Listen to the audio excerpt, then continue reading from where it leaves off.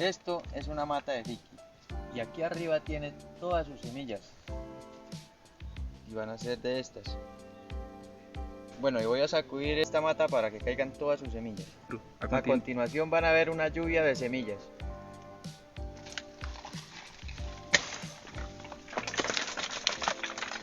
Sacuda, sacuda.